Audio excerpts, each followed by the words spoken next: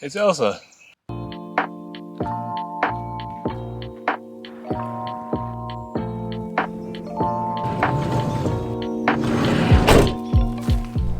Check it out here. It's such a beautiful day outside. Now today I'm super excited for because today is going to be a me day, or a mental health day. And that's a great way of dealing with stress and mental fatigue. Another way of dealing with that is also going for a run. And that's what I'm gonna do now, start the day off right.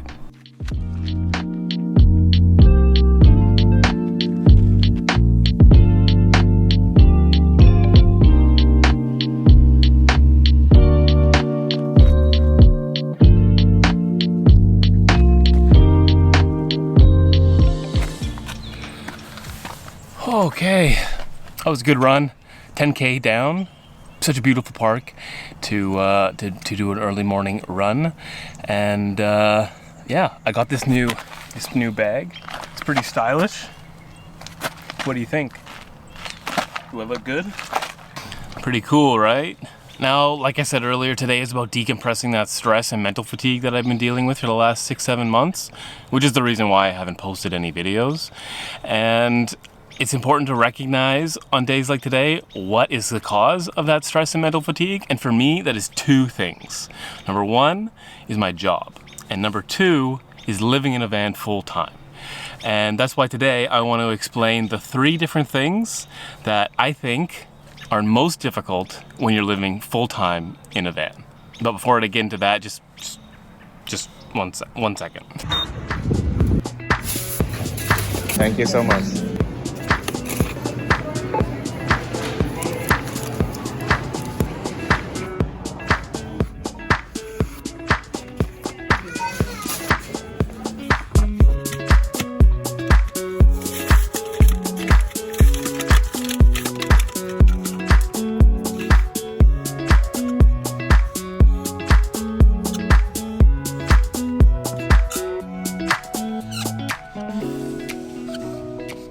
All right, now the first one I want to talk about is time.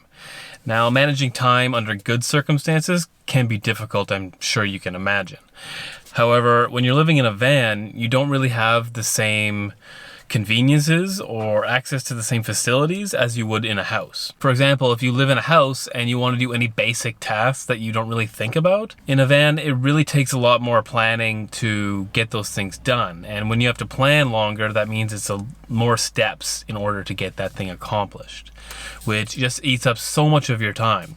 And if you add on a full-time job plus commuting all these other places throughout your day, and you're sleeping an 8-hour night, these things all start to add up, and it leaves very little time at the end of the day for any visiting with friends or family or doing any hobbies that you might enjoy. It's just one of those things that is really challenging, but the more you're in it, the easier it will get.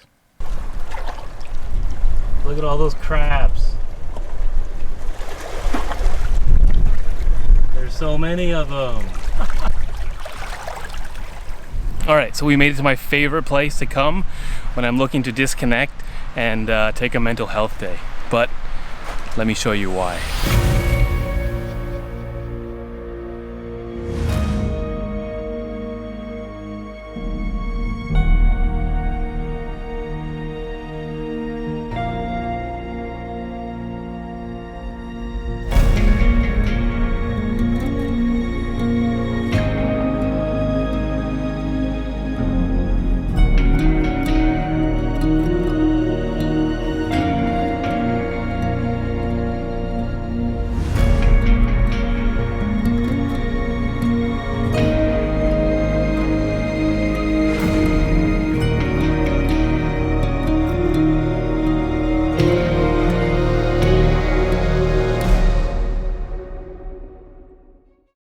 Another reason why I love coming out here is because there's no cell service. Well, that's a lie. There is cell service, but because we're so close to the United States, I pick up AT&T and Verizon. But it's so close that you can see it from here. Right over those mountains, that's all Washington State and the Olympic mountain range.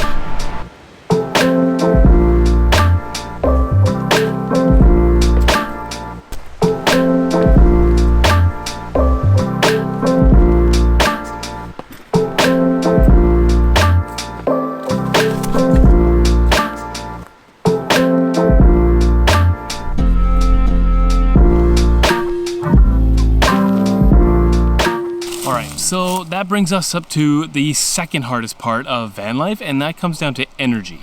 Now, that's not your physical energy like you're going for a run or going for a hike. I'm talking about mental energy. And we've already established that basic tasks take a lot longer for the time aspect, but because it takes longer and requires more steps, that means those simple tasks require more complex problem-solving skills. And when you have to use more complex problem-solving skills all the time, your body and your mind start to get fatigued. It's something called decision fatigue, where you can only make so many decisions in a day. And the more complex the decision is, the more mental energy you use. So just imagine that your brain is like a battery. Every decision you make, it depletes more of that energy. And at the end of your day, you're supposed to sleep and recover all that energy. But if you're doing so many in a day, the little bit that doesn't recover will carry over to the next day, and the next day, and the next day. And eventually you'll get to burnout, and you'll just start to feel ill, and then you'll eventually start to isolate yourself, which leads me to number 3.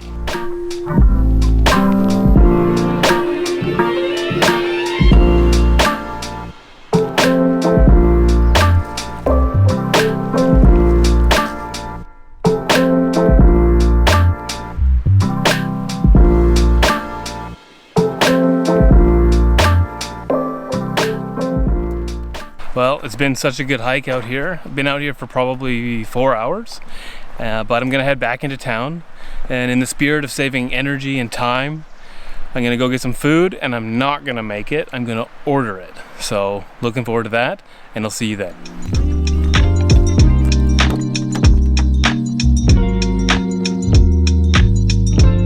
Thank you.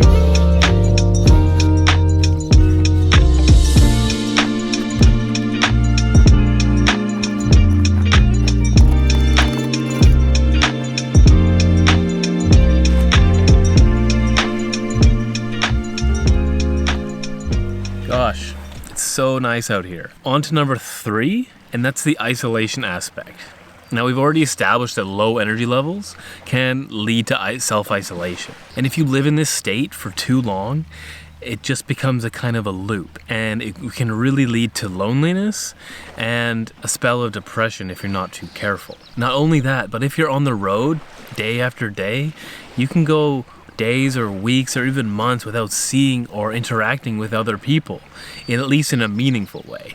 So that's another reason or another aspect that could lead to more isolation or the feeling of loneliness. And I think that's one of those things that's really overlooked when getting into van life, but it's definitely a real problem that you should definitely be aware of. And even if you've isolated yourself, it doesn't necessarily mean that your energy is going to be able to come back as fast as you want it. And that means you start to get stressed. And you start to get stressed about the lack of time in your day to do the things that you really want to accomplish.